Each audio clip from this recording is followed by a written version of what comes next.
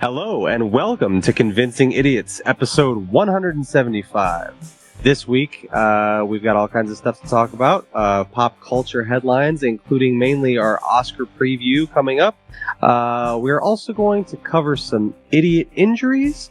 And for our main segment this evening, we will be discussing some of our most hated athletes of all time. So, without further ado, let's start the show. Idiots. All right. Test. Call it again. Convincing Idiots. Convincing Idiots. Called it ham gravy. I informed them that I sided with the stat man, not just anyone's opinion, the stat man Brian Fisher. These kids today. Jingle All the Way is in fact the best Christmas movie of all time. I need to get Grandma a present, and my herpes is flaring up. I got it. Mm-hmm. Yo. I'm the millennial We're Santa. three friends representing three different generations. That's our whole shtick. That's our thing. Mm-hmm. Nick got the whole poop. Mm-hmm. I'm standing in the sea Awesome. breeze, holding a turd, just mightily. I'm just going hitting hats. Anyway, on a lighter note, And welcome to the podcast. Welcome to the vodcast. Welcome to the broadcast. Boys and girls, welcome to the show. This is Convincing Idiots. My name's Dean, the Zennial. I'm Brian Jennings. And I am Nick, a millennial, and we are Convincing Idiots, a podcast of nerd and pop culture issues of the day, in which we like to play around with screen effects. If you are watching on YouTube, we are learning every day, discovering more and more of them. And as I mentioned, we are a weekly podcast. We three friends represent three different generations, and we like to discuss different topics. So if you've not already done so, please feel free to find us on your favorite social media accounts. You can find links to each and every one of them conveniently for your pleasure on our Convincing Idiots link tree. So go to Google and type in Convincing Idiots Linktree, Linkree.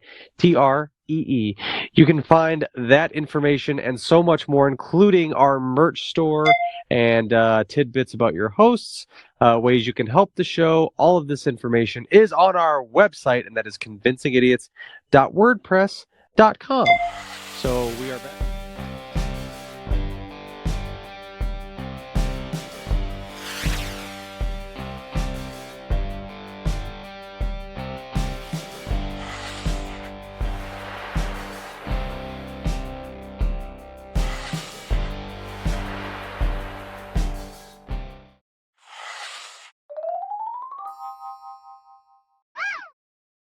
So we are back here for this is episode 175 of Convincing Idiots. Other than finding out new and fun tidbits about the app in which we record this podcast, Ring Central, what have you been up to, Dean? As you take a drink? Hey, nope. Drink a beer. That's what I've been up to. Nope. Answer the question. Nope. Oh, that's so good. I've been working like a good boy. I've been loving like an even better boy. That's right. Good job.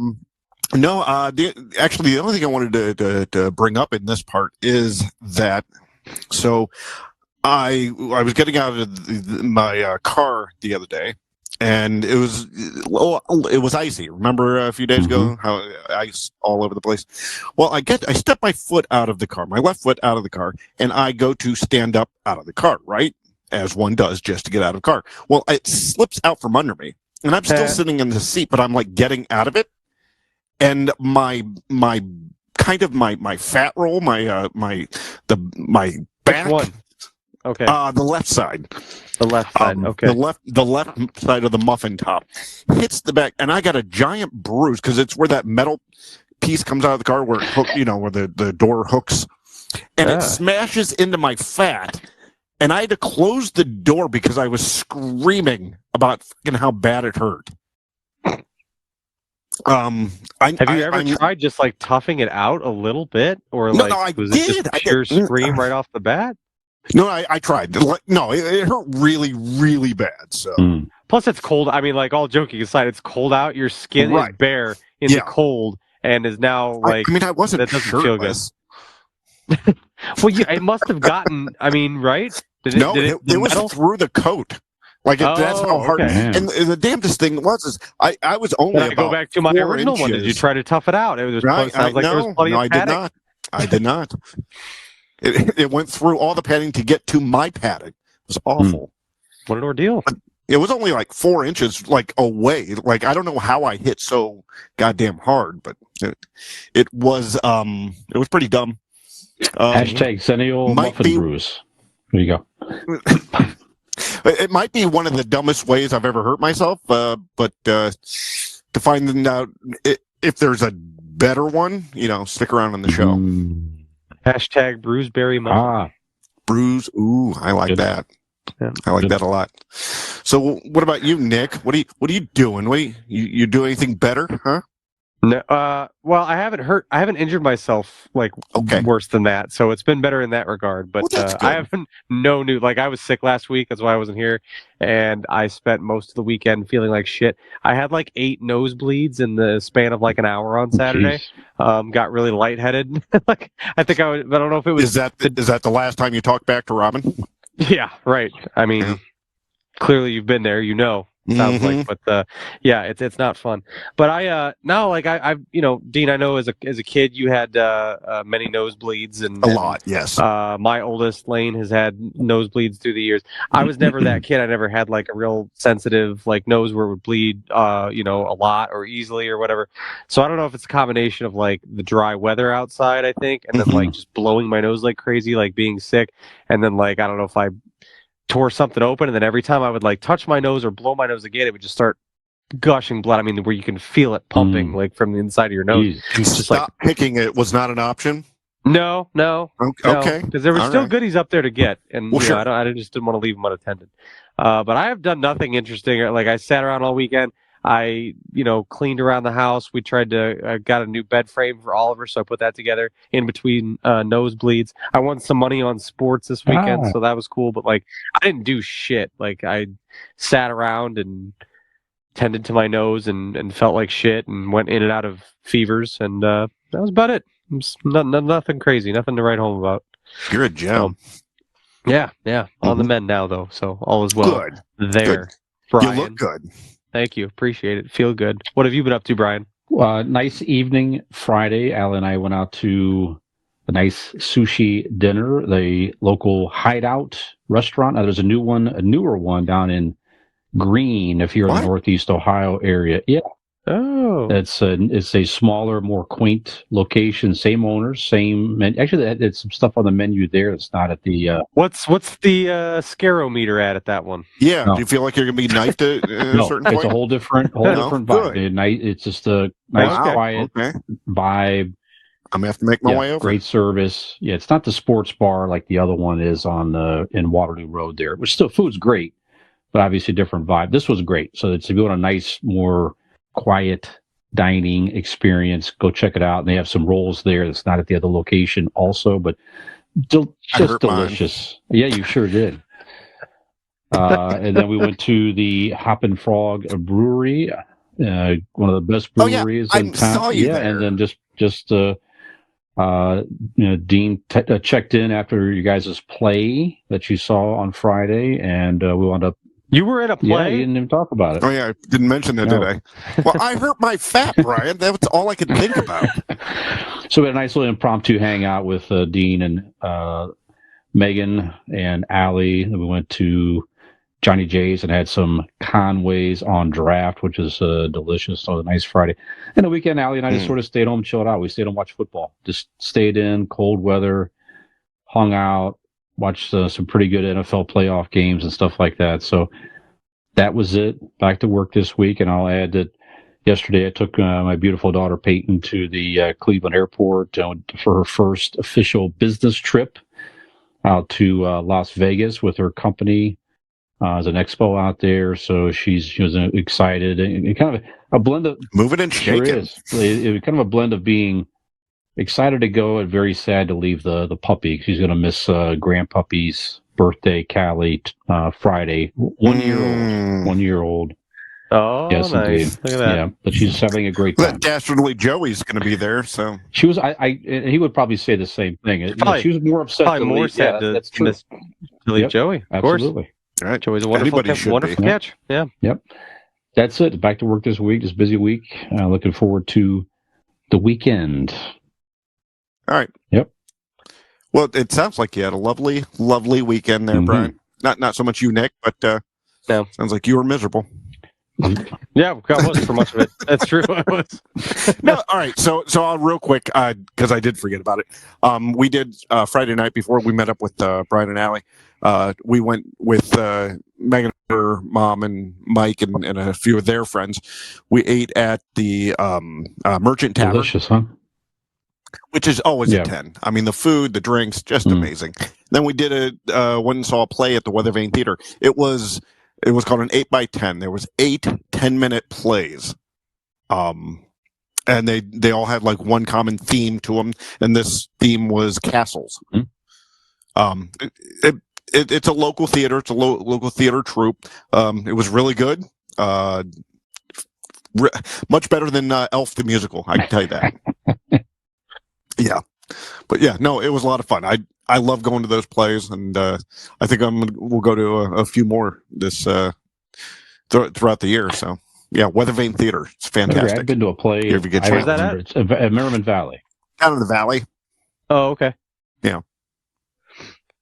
It's kind of right across the street from the Merchant Tavern, kind of, in a way. Oh, okay. It's back in where like there's a few bars and different things off to the right. Yeah. You know, it's the Commons or something. I can't remember exactly what it is, but Something Yeah. like that. But anyways, so there. That I did that. cool. So, It's Nice. a fucking culture, huh? There you that's go. right. How about That's that? right. I'm a cultured Fucking motherfucker. There you culture.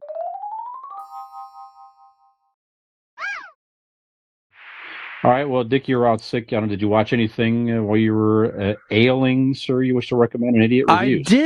I did. I made the rounds of Brian's suggestions, and Brian's suggestions that I wanted You to put see your thumb so in your ass? badly. I did. Well, yeah. How else are you supposed to get your temperature? Make sure that fever's broken. Probably take it out. Also, Take it out now. I also Don't tell me Just what to do. want to make sure I keep it at bay. Want to make sure I'm keeping that fever at bay. You get So one I, suggestion this time. I watched the Blackberry movie. I was very excited. I went and found myself that it was on AMC Plus, Okay. which you can have a free trial of for 1 week. So I signed up for the free trial because I specifically wanted to watch Blackberry, which did not disappoint. Good. Was very impressed by that. Really liked it. Thought it was fantastic. And then once I was all geeked up on watching Blackberry, I was like, I would like to watch a biopic about another company, and I watched Air, which was good. even Good. better. Yeah. So yeah, man, just both really great movies. Was I that don't really on- have much- Did you watch it on Prime? Air was on Prime. Yeah, Air's on Prime. Blackberry was part of the free preview on Amazon or AMC Plus. Gotcha. But yeah, both strongly recommend. Both great storytelling. Yeah, just Air was fantastic. Just incredible. You know, Matt Damon, Jason Bateman, especially as well, was fantastic. Everybody was really good in that movie. But you gave good reviews of them not that long ago. But they were both movies with, like, when I heard that they were coming out, that I really wanted to see. So made a point to watch each one of Great. those. I think that's about it. Other than just been watching, football and hockey and all that good stuff. So that's about it for me. Dean, into anything interesting? Other than plays? Not only the play, but watch. I actually got the month preview for Prime myself, and they've hooked me. I think after this month, I'm going to keep it. Because I watched, it was called Last Flag Flying. Steve Carell, Lawrence Fishburne, and Bryan Cranston. They play 3 Vietnam veterans. I think it's set in, like, I don't know, whatever. It was actually set around the time that they found Saddam Hussein. So, into the Gulf War. But it's these 3. They have Steve Carell's son dies in the war, and they're going to kind of get the body, and things happen, and they kind of go on a road trip three old friends from Vietnam, and it's very interesting. Bryan Cranston's just freaking great. I mean, the rest of the guys did good too. Steve Carell is, I don't know if I 100% bought him as the character or kind of a Vietnam veteran, but the other two were just spot on. Bryan Cranston is fucking amazing in anything he does, but I highly recommend that. It's a very indie feeling to it. It's a very much an indie film. And then Night Sky, it's only one season. It's on Prime. It got canceled, so it's kind of upsetting when we finished it today that finding out that where they're leaving off, you don't get to hear no more. It's done. There's no more of it. But it is J.K. Simmons and Sissy Spacek are an older married couple, and they find this portal in their backyard, in under their shed type situation, where it transports them to another planet. Okay. Like a desolate desert planet where they can just sit and observe and watch out the window at this alien planet, and then they find this kid comes through, and things happen, and they try to. It's definitely one of those where you're finding out a little bit more each episode. Like, they don't give you anything in the first episode. Like, you're really even trying to find out what Sissy Spacek and J.K. Simmons, their deal is. But yeah, it's intriguing. It's fun. It's a lot of sci-fi, but those two together, it's just watching fucking Shakespeare types. You know what I mean? Like, just the acting between the two are amazing. He's fantastic. So yeah, Night Sky, highly recommend on Prime. But know that it's only one season, unfortunately. So don't fall in love too hard. Right. Like, I was watching the last episode knowing that it was last episode and just kind of being mad while watching it and just kind of pouting. Like, God damn it. I know that what they're going to do. I know it's going to lead to like this cliffhanger and they're going to piss me off. But it was okay. The ending was good. So, but it kind of upset still. But that's all for me. Brian, I what have you been realized, watching? if I may interject, I did watch something that mildly upset me as well, because there were no sequels ever made to this movie. I was after we were watching. Hey, there you go. After we were done watching BlackBerry, I was like, what else can I watch on AMC Plus? And we found this ridiculous-looking movie from 1988 called The Brain. Have either one of you ever seen it? It's a horror movie. Yeah. It's been a long, long time, but yeah. Yeah. So we watched that because Oliver's like, what's that? And we're like, okay, you know what? I mean, let's give it a shot. If we're gonna let you watch a scary movie, like, it might as well be one of these like stupid ones that I mean, obviously, I'm assuming I'd never heard of it and it looked a little ridiculous. It was made in 1988. And we're like, you can watch this. So we did watch that. Basically, this high school kid, and his only goals in life are to play pranks and to get laid. That's all he's after. And typical. Did they do my biopic already? 80s high school kid. High school. And essentially, they're in high school. Yeah, right. I did it once in high school. But yeah, like it's basically they're brainwashing people over like the airwaves, over like public access TV, and they're with this brain alien thing that's from outer space or something. And all I know is the big takeaway was Oliver came out of it getting to see his first pair of boobs. I'm pretty sure. So I think it was his first boob there you shot. go. Wow. Exciting. Yeah, so that was a big moment in the young fella's life.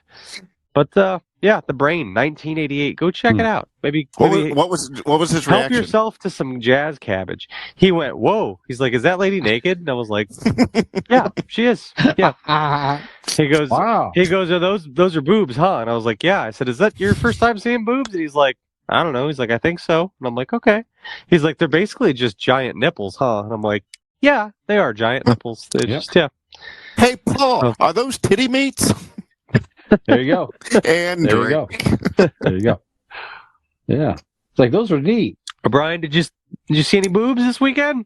Perhaps. Every time he looked in the mirror. Yep. Good. That's by the way, the brain. I heard it's the Fox News origin story. I believe. Perhaps. That's right.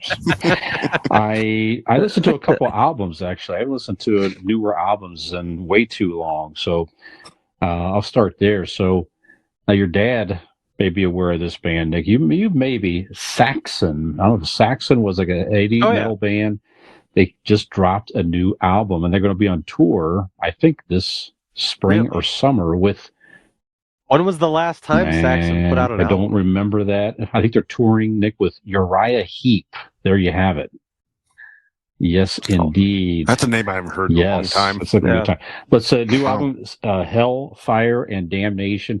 If you like 80s metal, these guys weren't like glam. They just were like a solid metal band in the 80s. It's fun. It's good stuff. So if you like that type of music, you'll like the new Saxon album. And I've been hearing this album is so good. It dropped, I think, back in November. I hadn't gotten around to listening to it.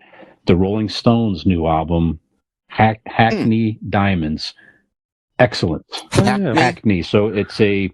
Hackney Diamonds is like a term I guess they use in England. So if you break a window when you're... It's when Gene Hackman gets... yes. Yeah, so if you're breaking into a home, you bust a window, you leave glass on the ground. It's Hackney Diamonds is sort of the slang, I guess, for that. All right. But excellent. There's a lot of fun songs in this. Mick Jagger still sounds great. The vocals are good. If you like the Rolling Stones, check it out. And they continue to evolve throughout the years. It's amazing. Guys that old are still putting out rocking albums like that. So go check out the new Rolling Stones. And from television, Dean and I talked about the Emmys last week, and one of the shows we both said we want to start watching, never watched before, Succession. I picked up Succession on Max. I have not watched any other television all week long besides Succession. I'm sucked into that. I hear it's quite addicting. Yeah, awesome. It's like I'm on season 2 now. It's like 10 episodes, season 1, about an hour each. Just fantastic. The story just, to me, sucked me in. Episode 1, I just got totally intrigued by the story. There you go. Totally intrigued by the storyline. I'm always looking for something to suck me in, so I'm going to check it out. Mm-hmm. There you have it. Great acting, everything else, and no surprise, it continues to win a bunch of Emmys and continues to be popular. So if you're looking for a great drama series, great acting, some funny scenes, Macaulay Culkin's brother, just fantastic, so funny. Go check out Succession on Max. How did it win like for best? It won a lot of drama. I think it did. Yeah, it won a lot of Emmys from last year. So it's up to season 4 now, I believe. All the way back in 2018. The show's been on the fucking air for 5 years. I just didn't even. Never got around to it. You don't even think about that. I thought to me, it always seems like it just started. Nope. There you go. That's it. Other than sports and everything I mentioned too, football and stuff like that. But right. I think if anything is going to win an award, it probably should be Blake Insurance. Good call. Well, let me explain why. Because Blake Insurance is an Erie insurance agency located right here in Barberton, Ohio. They provide auto, home, renters, and business insurance with honesty, decency, and affordability. Erie Insurance is above all else in service. You want to call 234-571-5359 or visit BlakeInsuranceLLC.com for your free 5-minute quote today. When you do, tell them that the, someday award-winning Commencing Idiots podcast sent you. When the potties come around, they'll be called the potties. I hope so. Podcast award. There are podcast awards, aren't there? Yeah, there are. Yes, I may have been to some. We'll talk about that later. Oh yeah, I've never been invited. That's weird. Okay. Well, when you have, the law of averages, when you're on 65 different podcasts, one of them is bound to be invited to the that's valid. Award show. So that's right. All right, guys, we're gonna take a break. We're gonna come back with some pop culture headlines and more. Again, Dean already alluded to. Have you ever hurt has your muffin ever been bruised before in a weird way?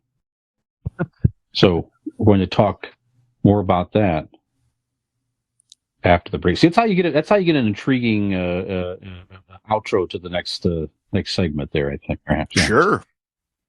Your mic's How you plugged get in. invited to the potties? There we go.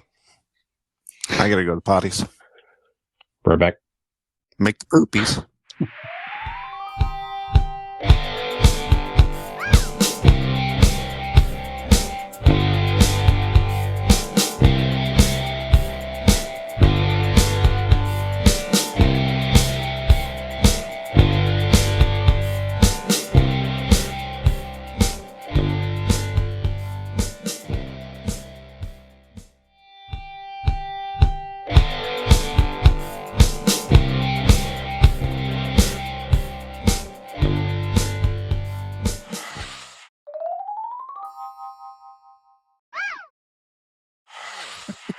Three, powering through.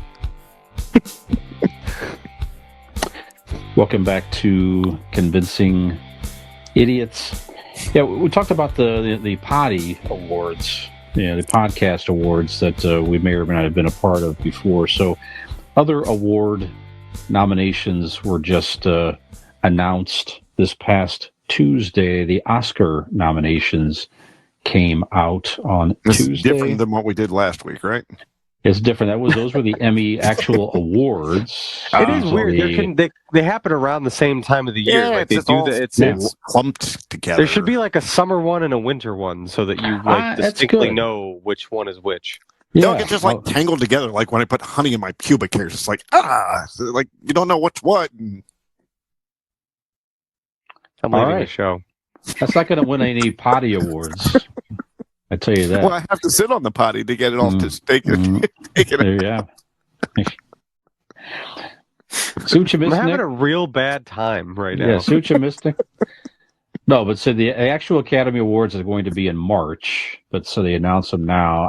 Whatever to get the buzz and make people go out and watch movies probably, and they go out and they'll re-release movies in the theater probably again, and so people will go and check out the Best Picture nominations and this and that. So without going, I'm going to guess I've seen two out of these movies that you're about to announce. Actor movies themselves. I think I've probably seen two. I'm guessing. Well, we'll look at some of the high levels here in a second. But the one thing that is making a lot of news is that who did not receive Academy Award nominations are Margot Robbie for Barbie, did not receive an Academy Award for Best Actress, nor did Greta Gerwig, the director. Barbie was nominated for Best Picture and Best Screenplay and a few things, but Ryan Gosling was nominated for Best Supporting Actor for That's Ken. a little weird. So you have the entire movie, the whole. That's what a lot of people are saying. I'm not going to say anything that's not been said on those social media by now. Certainly, none of us are. But I mean, as you're already alluding to, it's a movie about female empowerment and how hard it is to be a female, directed by a female. What's more empowering than persevering? Exactly. And you don't even give the fucking female director or lead actress a nomination for Best Director and Best Actress. Now they are up for, it is up for Best Picture. Margot Robbie has a producer credit in this, so if they do win, then she can get some acknowledgement that way, as or Greta Gerwig. They also have, it gets nominated for Best Screenplay. It's just like, I don't understand, I guess, the logic. It's very interesting. And right, there isn't any. How hard, why not even just nominate people for the fucking movie? Became, as we know, it was a cultural phenomenon over the summer. It brought people with Oppenheimer, but it brought people back out into the theater. Hollywood was struggling for a long time. So for several reasons, she deserves it. Plus, it's just a good fucking movie, as we all agree. It's all one of our favorite things of 2023. And it's just a nomination. You're not demanding that they give it to her. It's like you're not even gonna nominate. Like, seriously? First of all, given I don't even know who's in the Best Actress category. I could guess. I'll tell you in a minute. Go ahead. No, you go ahead. Well, Keep talking. I'm going to guess that Ryan Gosling's not going to win for Best Actor because, yes, as good as the Barbie movie was, Cecilia Murphy is by far the better performance, in comparison of the two. I'm not saying the two movies themselves. I'm saying the actors, Ryan Gosling and Cecilia Murphy. Those two in those two movies. You got it, yeah, bud? I will tell you, actress in a leading role. Let's see, Annette Bening from Naiad on Netflix. Lily Gladstone, Killers of the Flower Moon. She's the one that's predicted to win. Sandra Huller, Anatomy of a Fall. Carey Mulligan for Maestro. Emma Stone for Poor Things. That's leading actress. Yep. Actor, Bradley Cooper. Maestro. Actually, that's a good movie. I saw that on Netflix. I don't know if I mentioned that or not, but it is a good movie. Okay. Rustin on Netflix. Paul Giamatti, who is favored, they say, Dean. This is on Variety.com. It was Cillian Murphy. Fantastic movie. Actually, Alan and I is going to watch it tomorrow. We're going to stay in tomorrow and watch definitely should. Holdovers. Yeah. Cillian Murphy, Oppenheimer, and Jeffrey Wright for American Fiction, which we also Jeffrey Wright's I do too. Jeffrey Wright's great in everything he does. Yeah, we tried to go see that in the theater. It just was a low, it was playing in smaller venues and stuff. Anyhow, is it perhaps an indictment in and of itself to female empowerment that perhaps there were just more great female performances this year? Okay. Is that an angle to look at? Those are solid. A good way to look at it. I mean, I don't know. I've never seen any of those movies that you said with the leading, the leading actors. Oh, the actresses are great. But yeah, I mean, I know who some of them are, but I mean, I've never seen these performances in which they're being nominated for, so I can't. I mean, maybe there's just been a real strong turnout this year for female roles. I mean, playing devil's advocate there, maybe that's why.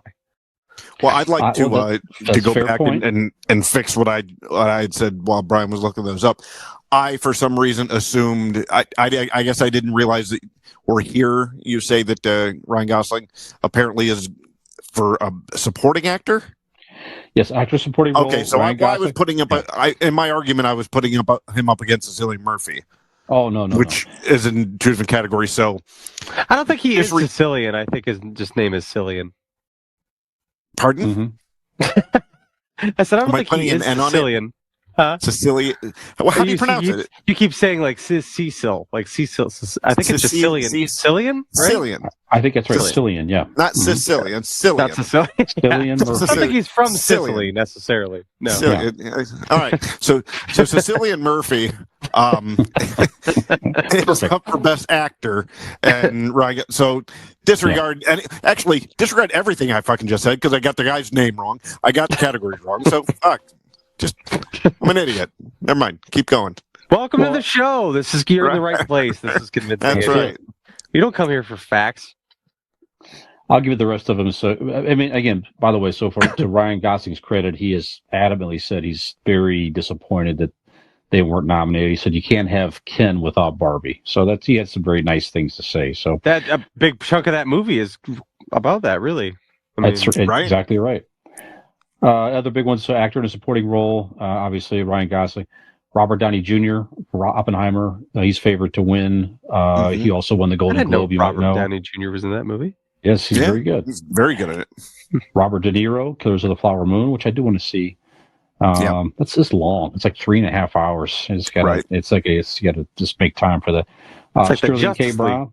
It is, but better. Sterling K. Brown from American Fiction. Dude, I love that. Mark Ruffalo. I love that fucking Poor Things. I like the Sterling K. Brown as an actor. I didn't see the movie, but I love him as an actor. Everything else he's done. So, out of that list, again, I haven't seen all of them, but as far as just the actors, I wouldn't be upset at any of them that won. Nope, not at all. Actress in a supporting role: Emily Blunt for Oppenheimer. Danielle Brooks for The Color Purple. Did not know Emily Blunt was in Oppenheimer. Yep. America Ferrera for Barbie. Jodie Foster, Naiad. And Divine Joy Randolph for The Holdovers. And she is predicted to win by Variety.com. She did a really good... Yeah. All right. I want her to win now. Yeah, she was great in the movie. Let's see. And the other ones here, director Jonathan Glazer, The Zone of Interest. Yorgos Lanthimos. That's what I Poor call Things. what's in my underpants. Zone of interest. Poor Things. Poor Things. Yeah. Poor thing. That's Poor thing. that's what other people call it. Uh-huh. Christopher Nolan for Poor Oppenheimer. He's favored to win. Martin Scorsese, Killers of the Flower Moon. And Justine Triet, Anatomy of a Fall.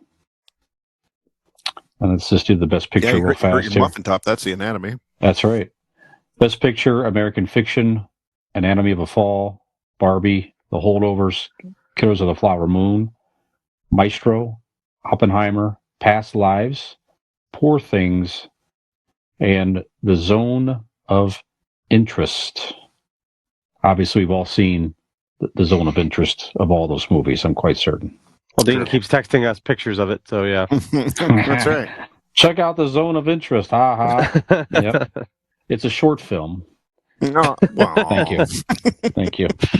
Thank you. Okay. Yeah, I don't know if there's any really, any major. So I actually did see a handful of the Best Picture this year, believe it or not. So that's pretty good on my account. Yeah, I saw more stuff than I thought I would. Yeah, Barbie. I will see Holdovers, Maestro, Oppenheimer. A few of them, I guess. Anyhow, okay.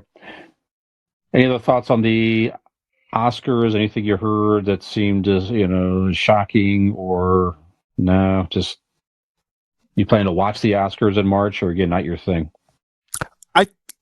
Given normally the years in past, I've not seen the films, but there's a lot that I have, so I might actually watch it this year. Yeah. Okay. Nick, are you into that stuff or no? I will probably follow along on Twitter, and if something interesting happens, I'll turn it on. Like somebody getting slapped. Yeah, yeah. Not so much. It's if there's nothing else going on that night, it happens to be on maybe. But yeah, that's same deal. It's like a lot of those movies that are up for awards are not typically like movies that I see. Most of them I've never heard of until that night anyway. So it's kind of like probably not, but I'm not against it. Do you want to see a Best Picture nomination? No, I want to see a 1988 horror The movie. Brain. Yes, Brain. that's right. Yeah. Yes. I hear it has naked priorities. breasts in it for 2 seconds. Yes. That's right. Yep. What's the boob count on all those other movies you just named? Probably 0. Well, there you go. Oppenheimer had titties in it. There you go. Okay. All right. Not good enough for Brian. Nope. Debatable. They said, Nope. yeah, debatable. Not good enough. Not good enough. Not good enough. What are the amount of titties you need in a movie, Brian? Give me Not good enough. At least 4. Okay. Yeah. Okay. Nick, we almost had an international incident Uh-oh. recently. I don't know if you heard this or not. One of our most beloved American treasures was recently held up. He was detained at the Munich airport over an expensive watch, of all things. Really? Yes. Arnold Schwarzenegger was recently detained. He had a expensive watch that he did not declare. Obviously, on accident, I'm sure he's wearing the thing, right? So he was detained by the security. It's a whole comedy of errors where he tried to pay he had to pay a fee, apparently, for not declaring this expensive item. Tried to run it through a credit card machine, which did not work. They took him over to a bank to get cash, I think the bank was closed, so he couldn't get cash. Then finally somebody else bought it in Munich, or did he purchase this while in Munich? I think he was just wearing it. He was wearing it. It was just trying to go through customs or whatever it is. You know what I'm saying? And the fact that it was a pricey looking, it caught their eye apparently. And I guess there's some type of rule where you have to declare an expensive item like that to enter the country, something like that. So, yeah. So he finally got a credit card machine to work and was able to go through. Step over here. No, I have to get to the chopper. It's leaving soon. You have to get to the chopper.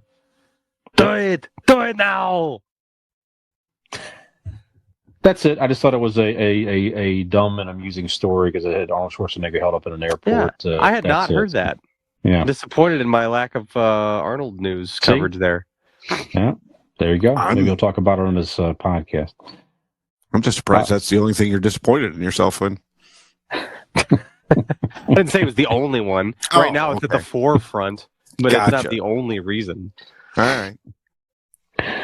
So Crystal Hefner is coming out with a new book. She was the third and final wife of Hugh Hefner, who founded Playboy magazine. He met her as she was 21 years of age. They wed when she was 26. And I say that was in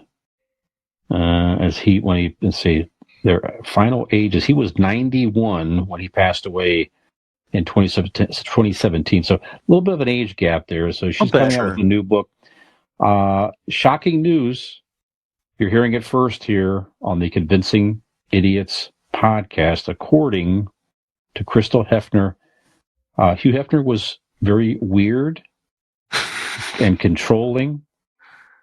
And the whole place was just very odd and not unlike living in a prison at the Playboy Mansion. Shocking. Yeah, shocking news. What is the name of her book? How to put ointment on the old guy's crevices? It is called Only Say Good Things, Surviving Playboy and Finding Myself. I bet it is kind of a fascinating book, but it'd probably give you the creeps. I would think in many respects. So any interest to read this book? I wouldn't say interest to read it necessarily. I'm not going to go that far, but maybe I should, because I was just thinking to myself while you're saying this. I'm like, you hear stories about this stuff every so often. There was the popular reality show in the early to mid 2000s with Holly and Kendra and whatever her name was. I forget what the Girls Next Door, was that what it was called? Or, yes, I believe so. Yeah, that's right. And it was a good show and everything. But then, come to find out later, each of them have things to say about Hefner, and Holly specifically had, all these issues with the way he was being creepy, being what, and it's, I don't for a minute think that I'm putting any blame on these women, but it is one of those things to where it's like, I think from the outside looking in, we as spectators kind of, I don't know what you expect to have in common as an 80 to 90 something year old man. I'm going to go live with the 80-year-old in his bathrobe. Yeah, exactly. It's, and I'm not saying that gives him clearance to be that way, but also you should know what you're getting. He's not drugging them and keeping them there against their will. No, they're free to go. Certainly their means of the lifestyle they've become accustomed to. that changes, but and again, I'm not blaming these women, but there is an element of these stories are not surprising. It's like you said, Brian, you let in and you were like, surprise, this girl says, that Hefner was weird and controlling and, whatever. And it's like, yeah, that's not cool. That's fucked up, man. Right. When are we going to stop glorifying this guy? I guess, you still see people walking around with, it's a cool thing to wear Playboy branded, apparel and stuff. And it's nutty. At what point do we kind of realize what the fuck all this was? I understand it's an iconic brand, but we're celebrating something that I don't think it deserves. They're celebrating the iconic brand, like you said, Nick, not the person or some of the functions. Sometimes you get a tattoo at 18 years old, and that was the cool thing to do. That's right, you do have a and sometimes you do it for the love of boobs. And the cultural. Don't get me wrong. Playboy, was a full. They had consent from girls. It wasn't this, nefarious endeavor, right? And there was good articles in Playboy, and it was a gentleman's magazine. It was a good magazine. I'm not discounting that, but Playboy was Hugh Hefner, and Hugh Hefner was. That was his. To celebrate the brand is also to celebrate him. And I'm not talking about you at 18 getting a tattoo of, Playboy, but if you want to call it woke culture or whatever today, it is kind of funny that in a society where we are priding ourselves on, celebrating the right kinds of things, the right kinds of behaviors that, like, like PacSun, for example, like carries like Playboy branded things, and like people will wear like track pants with Playboy logos on them and stuff like that. And it's just kind of Gas funny that station, it's you like, can still find the lighters. yeah, well, I mean, it's just kind of funny that like there's certainly a creep element to it, being that the guy who made and ran it forever, it almost seems like for the sole purpose to get away with being creepy. Like, we all Sure. celebrate this brand still because it's an iconic thing in pop culture, and it was, but also like it's not anymore. So like it's kind of weird, but I don't know. I didn't mean to go off on a whole tangent about Playboy. It's just kind of funny. Like when I hear that, I'm like, I'm not surprised, and no one's surprised to hear like, oh yeah, No. obviously the 80-something-year-old man married to someone in their 20s was a little possessive and weird. What do you think the Yeah. weirdest thing he had them do, or had them watch him do? It did go. say it did say some things. He had a lot of videos and different things, and he destroyed them in the wake of the Pam and Tommy sex tape thing. So he had everything destroyed apparently, but it was probably all kinds There's like of video of like his old weird 90-year-old dick just flopping about. Yeah. It does say that he was taking pictures of people and he had them for potential blackmail and different things. So there's a lot of weird, stuff. But you're right. The brand was he created this whole fake lifestyle that he really helped create and really bought into. He kind of bought into his own fantasy, if you will, and just got He worked went off the himself into a rails. shoot. That's what he did. Yeah, sure did. But you're right. And Actually, quite honestly, it was a good magazine in all seriousness. It had naked it was. women in it, but it wasn't smutty. It was very tasteful, and the articles and sports and everything. It was a solid magazine. I used to subscribe to it years ago, as did my dad. So, but I have a he giant was odd. box full of old ones from like 1998 to 2002. 20. There you go. Whatever the last run was. No, I stopped. Can't open a one. know. Can't open a one of them. All completely glued shut. All of them. Every one. No, they're shut because they're stuck together. That's what I'm saying. That was the joke. Yeah. Oh, I thought he meant like they were. I sealed them like Nick does his action figures. Won't even open the packaging. No, and ruin the value? Are you insane? Right. Yeah. That's why come and shut the pages, not to ruin the value. Never again for you, my dear. The last you see the light of day. Well, one guy that's probably it's the polar opposite. He strikes me as Hugh Hefner, Hugh Jackman. How about that? So Hugh Jackman made a little bit of news here. Just a nice little clip on social media. Not creepy. Not creepy. He's like a very nice man. Deadpool 3 wrapped, and he filmed himself getting a shave and a haircut, shaving off the Wolverine beard and hair and all that stuff. So there's a few clips out there. Ryan Reynolds had a few things, and anyway, just I'm excited that Deadpool 3 finally wrapped and is going to launch in I think this summer. It's coming out here. So like July or August.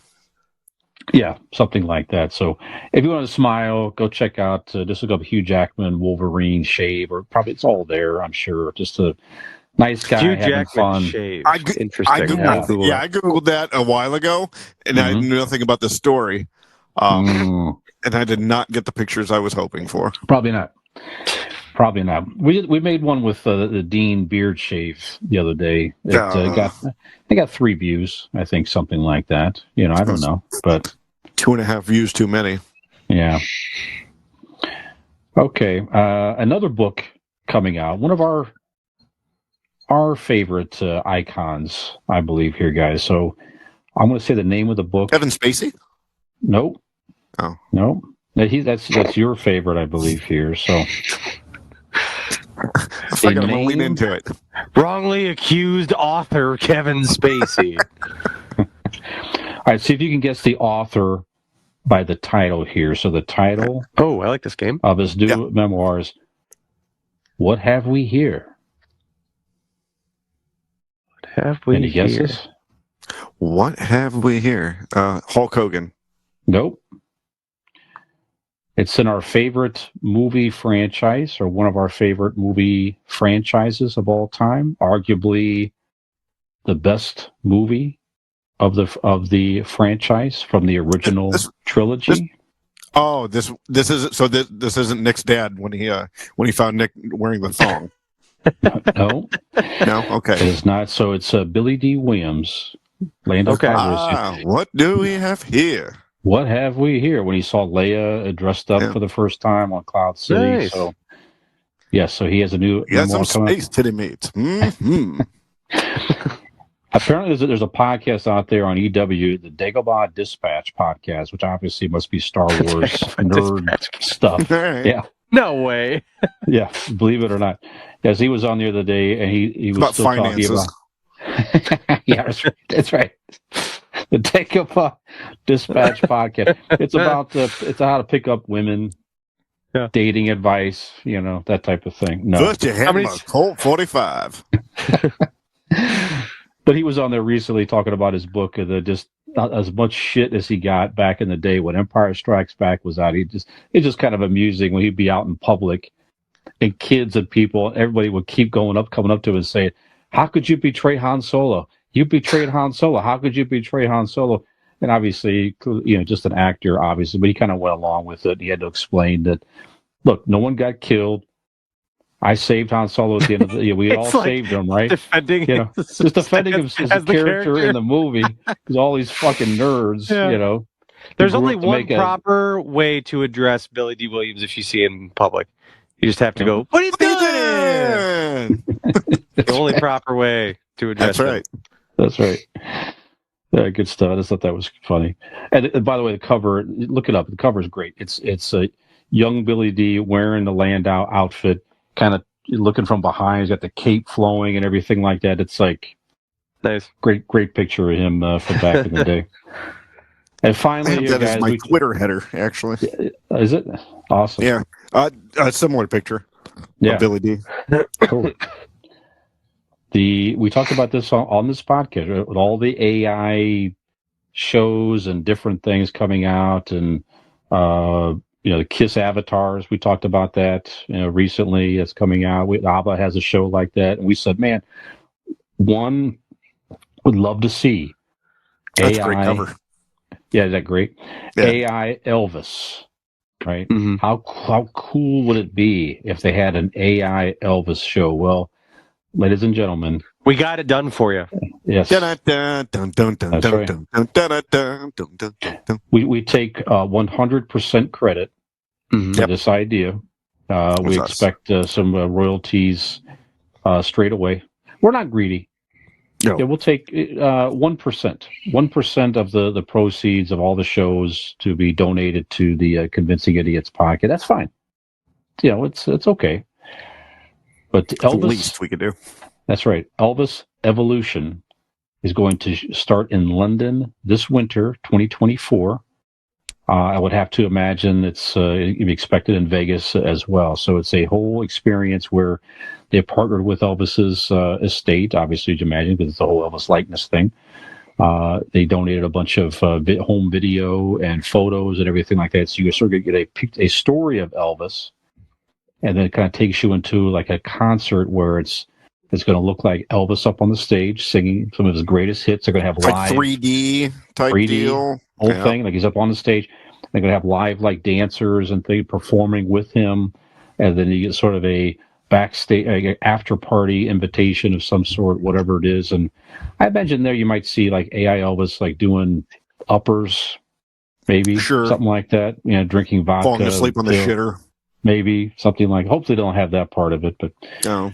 No, the show sounds incredible. So yeah, coming this winter, and this is let's see, I'll find the company here. Layered Reality is the UK company that is making this thing here. So there you go. So look for Elvis Evolution, probably in Vegas. Some of our fans are actually, some of our listeners are in the UK. So check that. If you guys watch the show, love to hear from you.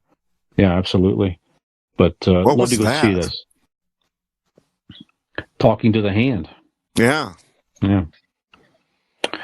It looked like it had Nick imprints on his fingers. Yeah. Reason for nosebleeds. What?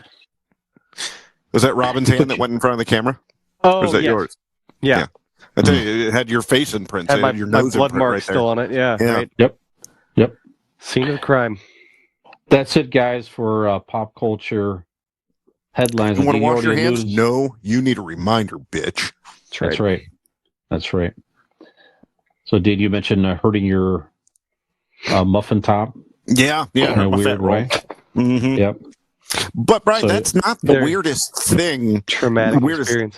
It was Yes. very traumatic, but that's not honestly the weirdest way I've ever hurt myself. And I was thinking to myself, what is the weirdest way one has hurt themselves? A lot of people, run into a door, or shut their fingers in a car door, or back talk to Robin.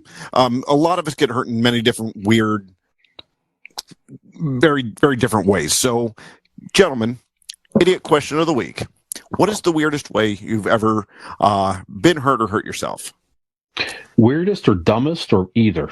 Or dumbest or weirdest? Yeah, just like oddball in a freak accident, but it was funny, or maybe it wasn't as funny, but you found it later. However you take it. Like, what is just a strange, oddball, weird, fun, different way you've ended up hurting yourself? Let's start with Nick. Yeah. Nick? Can I share a story that I was not hurt in, but it certainly was a weird way for someone to be hurt that I was involved in.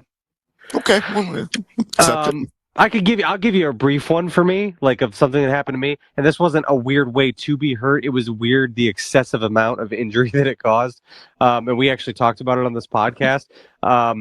If you recall, when we moved Megan into Dean's apartment, I showed up that day to help with a giant bandage around my head because I had gashed the fuck out of my head. I was putting my record player up on a stand underneath.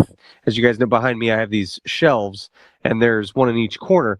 And as I was scooting the table in which the record player sits on, I ran into the corner of one of those shelves, and it sliced me open like on the top of my head, and it just bled and bled and bled. And I mean, I got like woozy from it and stuff. Like it was like it was a really how much blood is due to get woozy, huh? Yeah, it was an excessive injury for such a stupid little like thing. I think it could also be because, like I said, like towards the top of my head to where like there's not a lot of meat there, so it's just or that. I mean, there's really nothing protecting it, but it's very thin skin up there. It's not a lot of meat, and then like it takes nothing for you to just bleed and bleed and bleed. And I just remember falling on the ground and kind of looking down and like you have old man skin on top of your head, being surprised how much blood there was like on the ground. I'm like, what is happening? Like, but yeah, that was just kind of a weird one. But as far as, like I said, the excess of the injury. My favorite story, though, of the weirdest way that not myself, but a friend of mine was ever hurt. When I was, I don't know, probably in middle school, let's say like grade 8 or so, I went over to my friend's house, and we decided we were going to play baseball in his backyard. His parents were not home. They were out at like a bowling league or something. So it was myself and my buddy and, a couple of his younger siblings. We were the oldest kids in the house. We got out. We're like, didn't have a baseball. We're like being stupid. We're like, we'll fuck around. We pulled out a baseball bat, a catcher's mitt for some reason because, we're just two people playing baseball. And then we're like, haha, wouldn't it be funny to use a basketball instead? So he goes, I'm going to bat first. And I'm like, all right, whatever. Which at the time I was upset because I wanted to bat first. In retrospect, this would have been my story to tell you of the weirdest way that I got hurt. But I underhand pitched a basketball to him. He swung at it as hard as he could, and that aluminum bat bounced right off that basketball and right on back at his face. And he made good contact with the basketball. I went to go run after it where he hit it, and when I turned around and picked up the ball, I looked around, and my friend was nowhere in sight. He had run inside. And when I went in after him to see what was going on, there was blood absolutely all over his kitchen floor. I had to call his dad. He had gashed himself over the top of the eye with the end of the bat when he hit the basketball. It bounced off of that and whapped him back in the face. So I then had to turn around and call his dad and be like, hey, I think Bobby needs to go to the hospital. And he's like, what happened? And I explained simply that we were playing baseball. I pitched him the ball. The bat bounced off the ball, and the bat hit him in the face. And then his obvious question was, what the hell kind of ball were you using? And it was a basketball. So our night was cut short. They had to come home. We had to go to the hospital and all that stuff. But it was just the most, obviously, now with adult brain, and I've had this experience, so I would be aware that something like that would happen. But it was certainly a very strange thing. I mean, we were being stupid, but how old were you?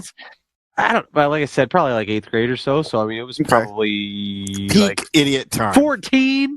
I mean, the funny thing was though, we weren't going like out of our way to try to do a dumb thing, which was not uncommon for us. Like we would always do dumb shit on purpose, but this wasn't even that. It was just like, haha, let's use a basketball. Like, wouldn't that be funny, or whatever? I don't know.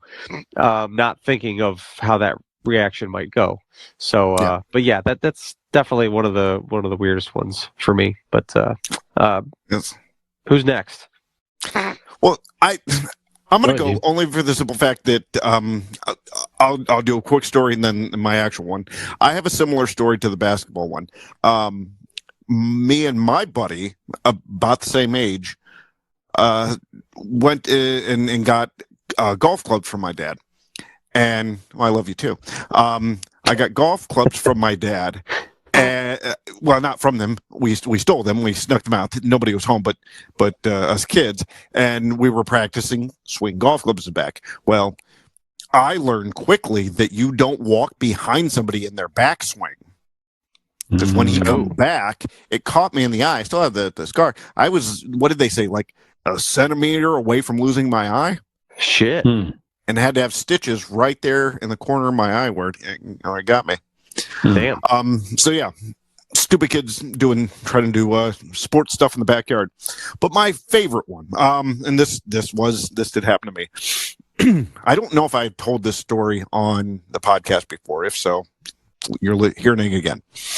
So I was working at a place where I was hanging up promotional stuff around the walls, and I had the ladder set up, and I would climb up there, hammer the tin or whatever thing I was hammering on the wall, get back down, pick up the ladder, walk it to the next 2 feet, right?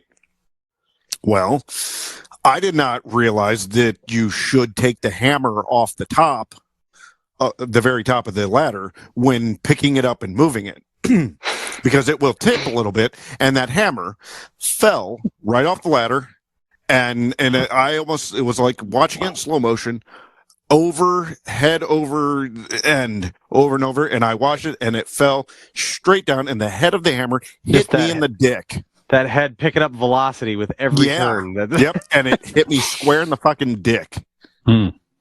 Drops me. And what are the odds? Exactly. Right. Like such a small target, eh? And like, what are the odds that it would actually land precisely there?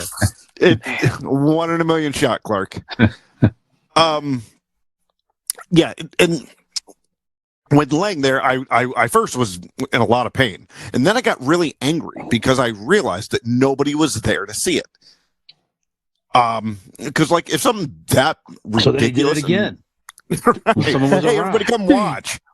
No, I figured like if something like that's ridiculous thing like that's gonna happen, I at least want somebody else to enjoy the ridiculous of it and laugh at it, right? But yeah, nobody was there. I was mad. My dick hurt. I get hit in the dick with a hammer. So he becomes self-harming Gallagher. Y'all want to see me smash some plums? Come on, guys. He's smashing a Tic Tac. Brian, what is your dumbest injury or whatnot? Dumb one was a kid. For whatever reason, it was here when I was a kid. It was my grandparents' house, as you guys know. I don't know why they let me do it, because I was probably their only grandchild, and that's why I found my grandfather's hammer, and I can't remember what else it was. It was like these sponges or something. I was tying things together with a rope and dragging them through the house and just watching them bounce around and this and that. So So like a young kid running around the house dragging a fucking hammer. Anyway, I run down the basement stairs, and then the hammer gets hooked on the corner. I get to the bottom of my stairs in the basement, turn around and yank the rope, and the hammer, the claw, of course, was probably just hooked around the corner. Yeah. And it flew down. It was the equivalent of standing at the top of the stairs and tossing a hammer down at you. And I remember the claw hit me right in the face. Jesus. And I still have this little scar, I think to this day, from all those years where that, and the dumbest thing was when I was a early kid, my early 20s, just not fucking paying attention, ran a red light in my beautiful 1974 Plymouth Duster.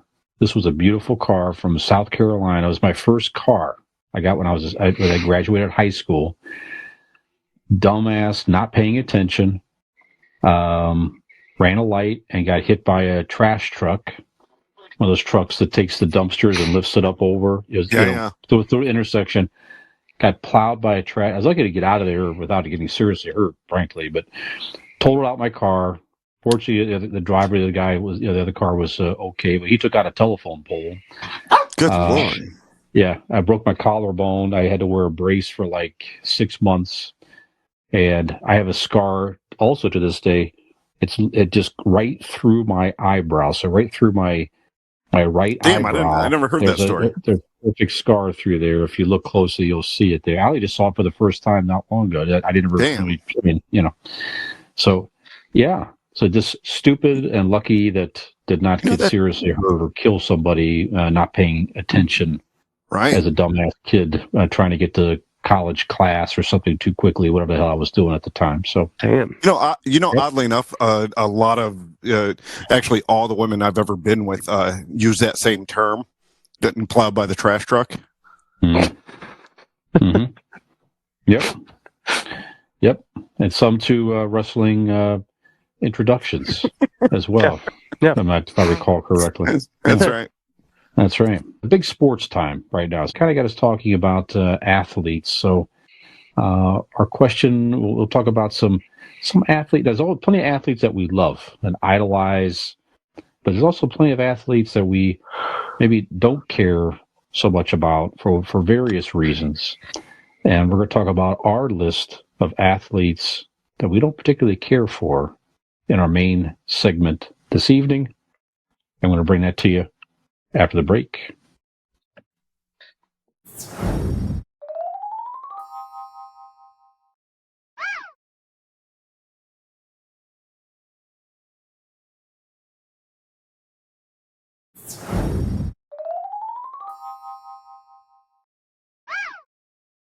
Four, three. Hello, and welcome back to Convincing Idiots. This is segment number 3. I am Millennial Nick, along with Gen X Brian, Zennial Dean, and for our third and final segment of Convincing Idiots, guys, we are a team that you out there who may be listening or watching love very dearly. However, sadly, not every team is loved. In fact, many teams out there might have players in which you hate or do not like or tend to beat your team all the time or are causing you grief in some way. And because it is, as Brian mentioned before the break, a very busy time of year for sports all across the board, we figured it would be a good time to discuss perhaps not some of our favorite athletes, but some of our least favorite athletes of all time. So, Dean, why don't you give us someone you fucking hate? Okay, well, I was born in 1981. So that puts me in the prime spot as a kid to first experience the agony of defeat when John fucking Elway with the Denver Broncos beat quite a few times, the Cleveland Browns in the playoffs and in the regular season. He was just so goddamn good. The older I got, the more, like Brian said in the reasoning, is that it's not necessarily, I hate this guy because yada yada. No, I dislike John Elway because he was so good and he beat the shit out of our Cleveland Browns every chance he got. So John Elway is number one on my Mount Rushmore of disliked. Are we doing Mount Rushmore or does it matter? Yeah. Okay. Yeah, if you're a Northeast Ohio, sports fan, even if you're a casual NFL fan, if you hear the term the drive, that's it. It's just the drive. You automatically know it's the fucking John Elway 98-yard touchdown drive against the Cleveland Browns in fucking Cleveland Browns Stadium, to dash the hopes of Cleveland Browns fans and like any dastardly heel would do, he left on top, winning a Super Bowl and going, you know what? I'm done. I'm not going to embarrass myself by going to another team and playing one more pathetic year because I can't, I need the glory or the money.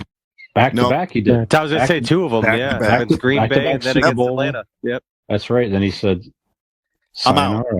Gave the Terrell Davis salute. And he dropped the mic like a fucking, like a pro, like a G. He drops it and walks out. Yep, that's Fuck you, John Elway. Yep, you're awesome. You perfect son of a bitch. Right. Fuck you, you're amazing. Yeah. There you go. That's a good one. Brian. Me? Okay. This is good. I just don't like this guy. He's made a lot of news over the last few years. Sitting right here. I hate these prima donna NFL wide receiver guys. Guys that think they're bigger than the team because they catch some passes. Football is probably more than any sport is a team game. You have to have so many players playing in unison. You can't have just these all. You rarely see a prima donna wide receiver.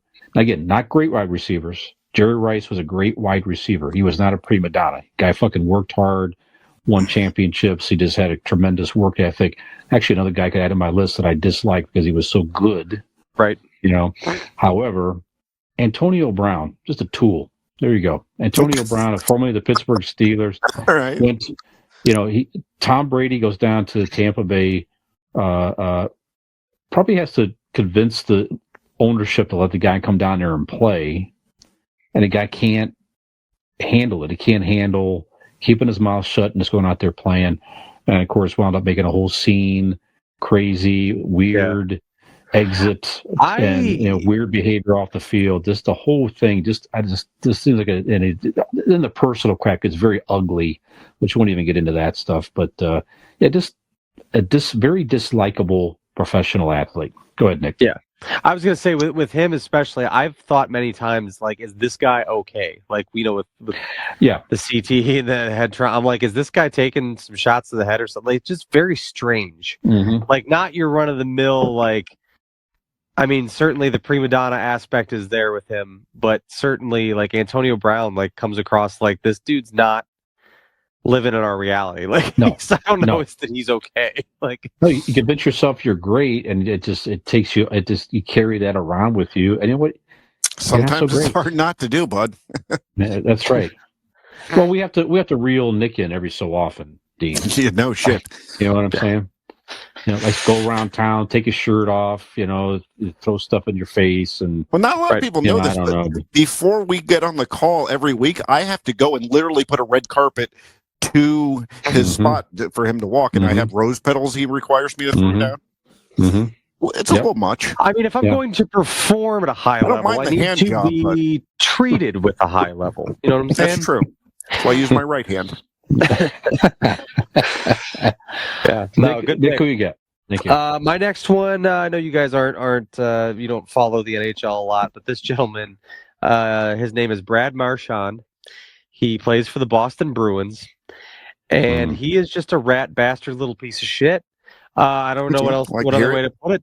And it was kind of funny a couple years back.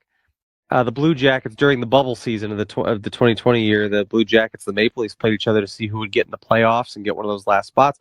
The Blue Jackets beat the Maple Leafs, and I remember even people that weren't as familiar with hockey, they started, watching the Blue Jackets go forward. After the Blue Jackets played the Maple Leafs, they went on to play the Boston Bruins, and people are like, who is I remember Lori actually texted me. She's like, who is this guy? Like, who is this Brad Marchand guy? He is such a piece of shit. And I'm like, yeah, I know. I'm like, he does this shit all the time. He always does little stuff after the whistle. He's spearing guys in the nuts. He's slew footing them, which is when you take your leg out and you can cause knee injuries and make knee-on-knee contact and trip people up. He's always doing shitty things, and he rides that border so well of it being illegal, and a lot of the stuff he does is illegal. He's just really sneaky about the way he does I think it. you just told me who my favorite hockey player is. He's licking. He was told to stop licking people. There was one playoff run where he kept licking people's face. I mean, he's just, and there again. Hold on. That's not a term. Like, with his tongue, he actually licked. There's video like him like licking. He licked the dude from I think it was Kucherov from the Tampa Bay Lightning. He like licked his face. Yeah, like he's my new favorite player. He's just is he still playing? Rat bastard. Yeah, he is now the captain of the Bruins because this is his first year as captain. That being said, this is a guy that all over the ice, he will get in your shit. He will chirp you up and down the ice, but he will put pucks in the back of the net. He skates hard. He's a playmaker. He's a guy that if you had him on your team, you would absolutely adore him. And I know Bruins fans loves him. But I can't fucking stand the guy. And even being a Leafs fan aside, most people that are not Bruins fans hate this fucking guy. And what was his name again? Again, Brad Marchand. Brad Marchand. Yeah, but again, by all accounts, I'm sure he's a wonderful man. I'm sure he's a great guy. Everything you hear about him off the ice, charitable and all that stuff. Great team player. Loves his teammates. All his teammates love him. I get it. But he's just a rat. He just, he plays the role very well, and it is kind of one of those things where yes, I do hate him. I don't hate him as a person. I hate him on the ice, but there is also an element of respect to the way that he continues to do this over and over again. It is aggravating, but I mean there is there's a sprinkle of respect. I always pick him up in fantasy because he lights up all your stat categories. He's a great fantasy ad, so I always try to get him up. Even his face looks like he's got a very punchable face. Yes, he does. Yeah, very punchable face. Yeah, so Brad Marchand, he's my new favorite player. Bruins is he's one of my most hated for sure. That's Dean's yearbook, I think.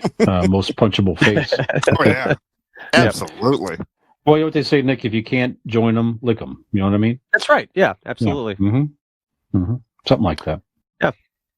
All right, Dean, who you got next? All right, next on my list. I hate to do it because he's the top of everybody's list, and actually, he would honestly, if in an odd way, he would be on both my lists of my least favorite and my favorite because of what he did to not only the Cleveland Cavaliers. But the whole fucking league as he played, when just the famous scene of him scoring the shot and turning around and jumping in the air and almost punching Craig Elo in the head, Michael Jordan. Yep. I'm not going to sit here and go, I hate him, I dislike him, but he was obviously arguably the greatest basketball player to ever live. I don't even think it's an argument. I think he just is. Right. Yeah, I agree with you. Well, I mean, because there are those arguments of, sure. Is it him or Manute Bull? So I would say that everybody has that broken feeling about him because unless you're a Chicago Bulls fan, he is the reason you lost throughout the fucking 90s. Yeah. So, for that reason alone, I'm going to go help everybody who can't say it. I'm going to say it. Michael Jordan is on the number 2 on my list of disliked athletes. He, like Elway, Dean, was on my honorable mention for the respect, dislike, because of that brief. Yeah, Cleveland, every sporting event, if you watch any Cleveland sports, the second that Cleveland's about to lose a championship game or something like that, they roll out the Cleveland disappointment sports reel, and you have the drive and that was just called the shot. That's it. It's the shot. That's it. Yeah. If you're an NBA fan, you know what the shot is. It's Michael Jordan shooting over Craig Lowe in the. It was just a And then the playoff jump. series. Yeah, it was a playoff series to beat the Cavs. Jumping in the air and punching. You know how high he got even in celebration, and In from Cleveland. the camera angle, it looks like he almost punches Craigie Lowe in the head. That was the I don't start. know exactly how far it was, but from that view, Yep, that was the start in many respects of Michael Jordan. That's when he started to take things to a different level, and he became the man. Yeah, you're right. Those Cavs teams are great teams. Could never beat the Bulls. That was just could not get past those Bulls. This question may be more vary by generation, but who's been the bigger bane of the Cleveland Cavaliers' existence, Michael Jordan or Steph Curry? Who has caused more pain? Ooh, Curry. Curry. It's close. I mean, it's you know what I mean? Because with LeBron James, with those couple of teams, now there were injuries and stuff like that, but without Steph Curry, that return back to Cleveland with Kevin Love and Kyrie Irving, that they should have won at least one more championship. No question about it. They had enough talent for a year or two there.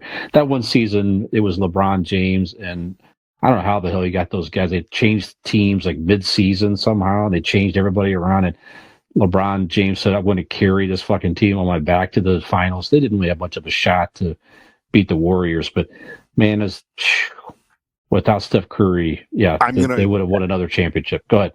No, I'm going to go opposite. John Elway, simply because he said Cavs. Oh, I'm sorry. I thought you said John Elway. Jordan or Curry, who's caused the Cavs more. It's okay. Yeah, but pay fucking attention. I'm surprised anybody can listen to him for that long. That's right. But from a Cleveland sports Dean, you're probably right. Without John Elway, the Browns would have gotten at least to one Super Bowl. Correct. That was it. The second one was tough. Minor fumble. That was, that's argued. But Elway certainly kept them in the game and everything else, But the argument really is that as much as the Cavs winning the championship is their only championship in X amount of years, 50 plus or whatever. But I think we are a Browns town. Northeast Ohio is a football town. Yes, it's great to have the Cavs win. Indians went to the playoffs, amazing. But we're a football town. Browns, when the Browns do go to a Super Bowl, it is going to be insane, and not just for Cleveland, but for the fans all around the world. I was watching videos of these England and Britain. They go and travel miles every Sunday morning to watch the Browns on whatever time they're playing there. Yep. So there you go. Yeah. Well, someday your son Carter and his grandchildren will enjoy that moment. Correct. Yep. Okay, next on my list is my turn. Yeah. Right. This guy's sort of a combination of respect because he beat your favorite team, and I just didn't just care for the guy's attitude and everything else. The great, I'll call him great because he was, Kareem Abdul-Jabbar from the Showtime Lakers, my favorite team. Actually, I'm wearing a Boston Celtics cap this evening. On the side here is a logo, the 1986 NBA Finals, which was the last great Celtics team with Larry Bird that won the championship in '86. But some of those early, the Celtics, Lakers, and Finals rivalries of the '80s were tremendous. So just good basketball. Those teams just hated each other clearly, and Kareem was just never cared for him at all. Dominant. He was dominant. But he ran his mouth, and he, I don't know, just did not care for him. He's more on the edge of a guy. I sort of did not, again, over time, he's a great player. He was the all-time leading scorer for years and years and years until LeBron just beat his record, I think, last year. But anyway, Kareem Abdul-Jabbar, a skyhook to my list of guys I don't particularly care for, athletes I don't particularly care for. There you go. Nick Kareem. All right. Yeah. I've got a basketball player for you. Let me just preface this by saying, up to this point in my life, I'm like, I understand. I don't get people rooting against greatness, right? I don't care that you're tired of seeing Tom Brady win. He's the greatest to ever do it. Like, whatever, or like hating on, people talked about Michael. Well, of course, I'm not a Cavs fan, but people hating on Michael Jordan. I'm like, whatever, let people be great, right? Until 2018, I think I finally was broken. And one of you alluded to this just a little bit ago. LeBron James in 2018 made me hate him. I think he's wonderful. I think he's a great guy. I think he's fantastic. But in 2018, as you mentioned, that Cavs team that he drugged to the finals had no fucking business being there. And as a Toronto Raptors fan and watching my team break franchise records year after year for all-time season wins, watching Kyle Lowry and DeMar DeRozan lead this team, it was insane. It completely broke my brain because year after year, the Raptors kept running into the Cavs in the Eastern Conference Finals. That's right. And it would always come down to LeBron. And then it would be, with Kyrie and stuff, and they didn't have enough. Well, this year, there was no Kyrie. He left. And this was the ghost of Kevin Love. That guy was a shamble, a shell of a man. He was horrible. They had nothing. Absolutely nothing. This was the LeBronto year. LeBron single-handedly fucking beat a team that was eons better on paper than the one that he was on. But he willed them again to the NBA Finals, and it just completely broke my brain, and I was left with nothing other. And I'm like, I understood in my head how irrational it was and how petty and childish that I was being, but I'm like, I fucking hate LeBron James right now. Like, I fucking hate him. Like, he is the only thing. Like, if he would just catch the flu for a week, he could be out of our way. Like, we could just go to the finals. Yeah, right. Now, it all ended up working. The very next year, the big trade for DeRozan for Kawhi, and the Raptors did get their championship. But, for that year, that 2018 year, I was just completely at a loss. When I think it's still, I'll never get over it all the way. It's just so unforgivable. That team was garbage. That Cavs team was nothing. It was just LeBron. And a testament to his greatness, he just decided, nope, it will be us and the Warriors again. Doesn't matter if I'm going to get slaughtered when I get there. We're going to go to the finals again. And he did it. And, it left me astounded and very shook to my core. So in that one playoff year in 2018, I hated LeBron James. Yeah, so, I see what you're saying. Yeah, I remember that. It was like that was his last year in Cleveland, if I remember correctly. And I remember just watching, I mean, I don't know his statistics, but it felt like to me, watching him play, it had to have been some of the greatest individual everything of a single player in a playoff run, maybe ever. Because, like you said, he just had little talent around him, and maybe they won one game against the Warriors. They were completely overmatched. The Warriors were in the prime of their little mini dynasty run there for a while, but. But him, I remember pausing there. I remember even posting something online where pay attention to what LeBron James is doing. This is not something you're going to see again. Yeah. You're just not. At least not in that Cleveland uniform anyway. You know what I mean? Right. And that was it. Yeah. That was it. But what an incredible run he had. Absolutely wild. Yeah. So I feel your pain. Yep. Yeah, right. Yep. Dean? Good. All right. I'm getting out of the realm of respecting and honorable. Well, no. All right. I will get to that. This next one, I do recognize him for what he was. He is a shell of a person. But my more of annoyance of this guy is off-field, shit he says, shit he believes, just his weird ass fucking head. I think I'll overlap here. I bet you. Because he also got hurt only after one fucking down. Yep. Ladies and gentlemen, he's on all of our lists. Let's say it together. 1, 2, 3. Aaron Rodgers. Yeah. Fuck Aaron Rodgers. Yep. all the way. I think we can all Okay. just, if he's on all your lists, we'll do a round robin real quick of just why he fucking annoys us. Like, come on, man. You're like 57 years old. First of all, stop playing.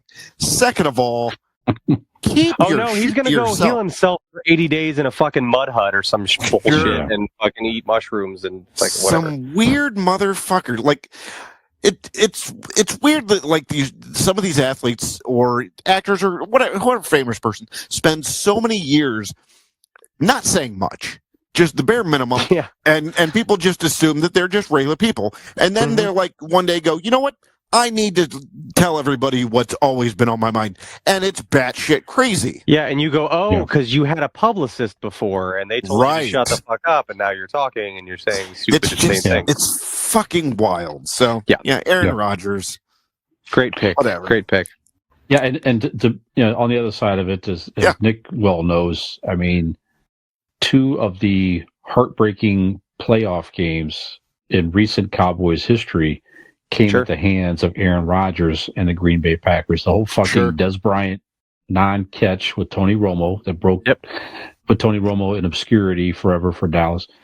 And then a couple of years ago, when Dak Prescott, the whole magical rookie season with Ezekiel Elliott in Dallas, divisional game, number 1 seed, Dallas is finally going to get to the fucking championship game, 4th and 13, or what the fuck it was, and Aaron Rodgers says, nope, sorry. First down, 4th and 13. See you later, Dallas. That was it. It's just like, fuck. And then, like you said, the whole off-field, weird. You've been vaccinated? I've been immunized. When he said that word immunized, I'm like, I fucking hate you. Right. Exactly. Immunized. Get the fuck out of here. Immunized. You've been vaccinated? I've been immunized. Like, just what? Such a douche. No, just say, no, I don't believe in vaccinations. Okay, own it. Don't fucking say you're And then immunized. when you spend Shut the fuck up. 2 fucking years with just that stupid fucking mustache. Fuck you. Yeah. Yeah. Can't fucking stand that guy. Yeah. It's like you think he's great, but I mean, again, he's one Super Bowl. There's plenty of guys play the game. He's certainly got talent. Like I said, I respect what he used to be. Yep. Anyway, all right, who's next? Brian or Nick? Or? Well, I'll just talk to my next one then. So we had to overlap with Aaron Rodgers. I am rooting for the Detroit Lions big time. So I've always had a soft spot for Detroit Lion football. I guess maybe it's maybe being a Browns fan also. Dean, Detroit is not right. It's been in football, Armageddon, or for years, right? Purgatory. I'm trying to say the word purgatory. Football for years and years and years and years and years. Like just like the Cleveland Browns. Detroit is very relatable to Cleveland in football. But for a minute there in the 80s, their basketball team did rise to prominence there. The Bad Boys, the Detroit Pistons, right? I could probably say that entire team I just fucking hated. Sure. But one guy I hated from that team was, again, the great Isaiah Thomas. Thomas just a ran his mouth. Larry Bird has always been my favorite player of all time. Said some commentary like if he was a black player, he would be average. That type of stuff. Just really mean-spirited stuff. Probably part of it is to get in your head, blah, blah, blah. But still, never liked the guy. He's kind of a dirty player. That's it.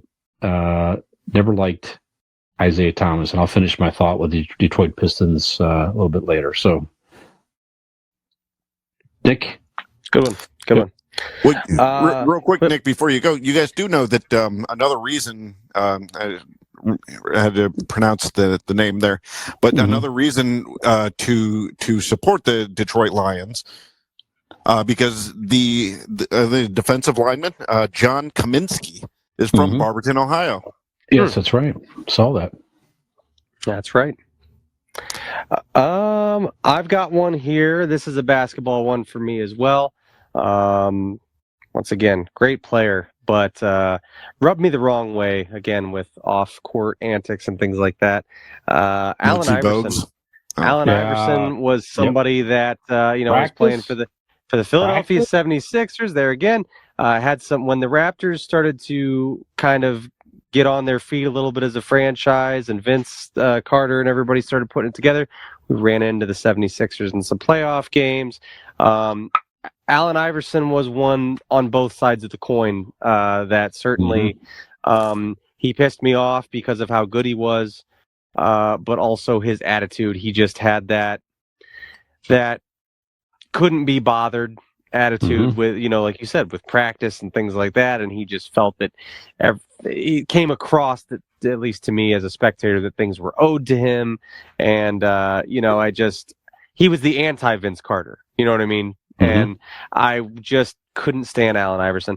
That being said, I have since watched documentaries about his upbringing and things that he went through, and by all accounts seemed like somebody who really had to fight and claw for everything that he had, and you kind of get where that mentality comes from. Certainly as a young man with maybe not always great advice, some of the things that he said and did, you can see where that come from. So I certainly like Allen Iverson, the person, nowadays. But back then, when it was, Vince and the Raptors going head-to-head with AI and the Sixers, I couldn't stand Allen Iverson. And there again, he usually got the best of us. He was so damn good. He's an iconic player. Hats off to him, but couldn't fucking stand Allen Iverson at the time. So, Dean. All right. I, as you see the poster right here, I am a Cleveland Browns fan. And in that, I'm a What huge... poster? Right there. Okay. The dog. Those eyes, those dog eyes. Yeah. Oh, I see. Yeah. Yeah, because I'm a dog fan. Dog fan. Fuck Michael Vick. Hey, I have Michael Vick on my list, There too. we go. Look at that. Yeah. Boy, yeah, that's a good one. And that's not even alleged. Like, he got convicted for fucking dog fighting He and fucking shit. did So that. They found, so it's not, it's not even something to like, oh, allegedly. No, motherfucker got convicted for he dog had a fighting. compound. There were people like body slamming them, electrocuting dogs and shit, like torturing them. Like, it was brutal. I don't. That's the one on my list. Like, I don't care what you did on the field. I'm not even going to mention any accomplishment you did, you piece of shit.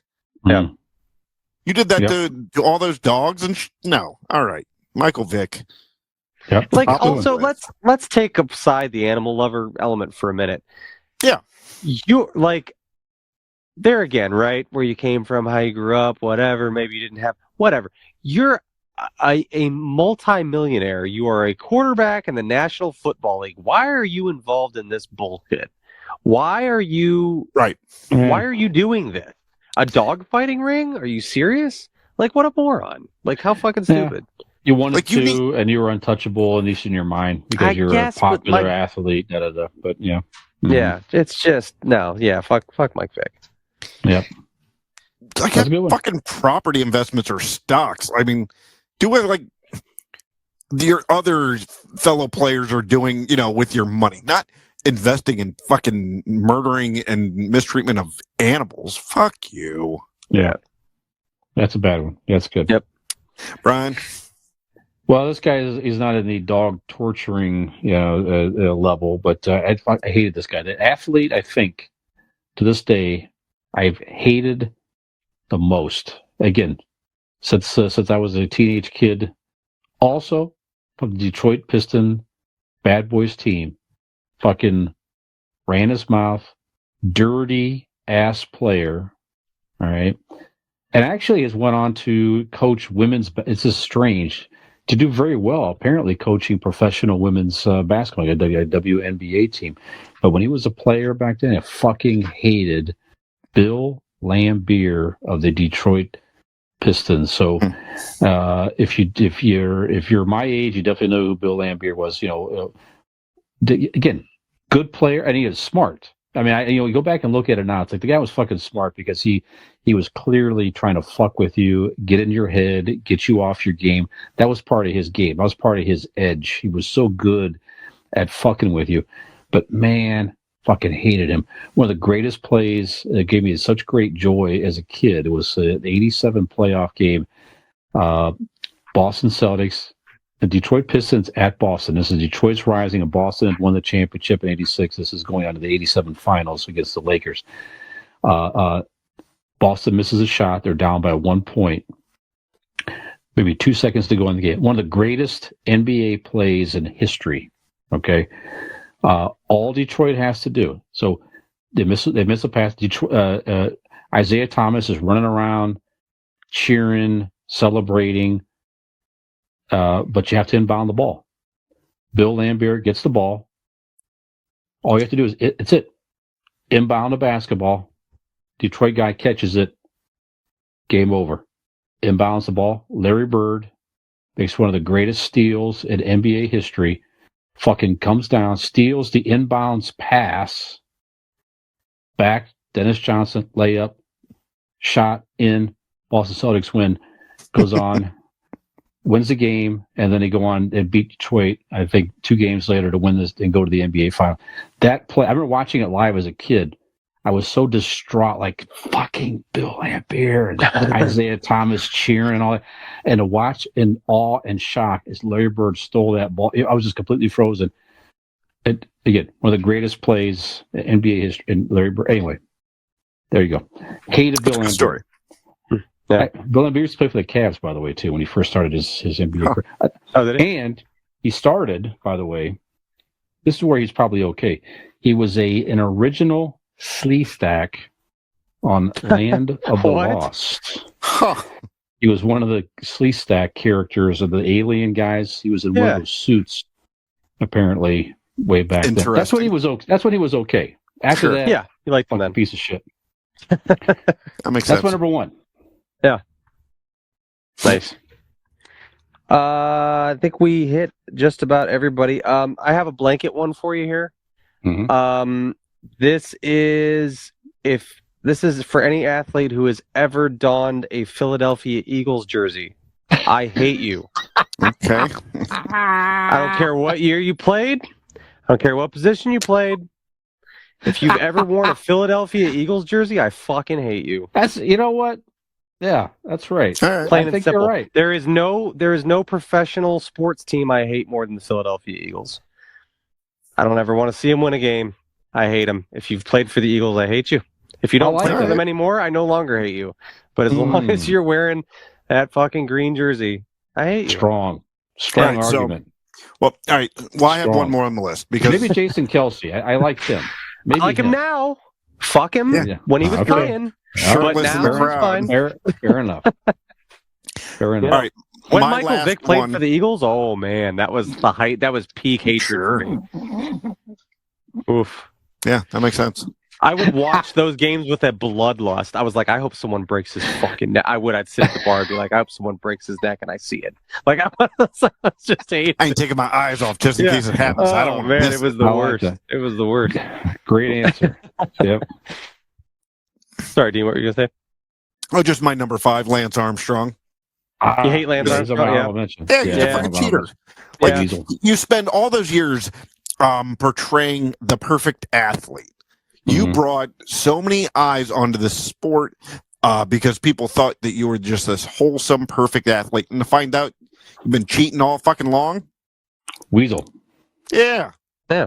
You know, and I hear he's just an asshole in real Yeah. life, like outside of shit. Like, so Yeah, fuck him. watch that documentary on him. It's just like, man, just the guy's hard to have any good Sympathy quality or anything. Yeah, he's just a turd. Yeah, So that's my Yeah. Mount Rushmore. and he doesn't get it either.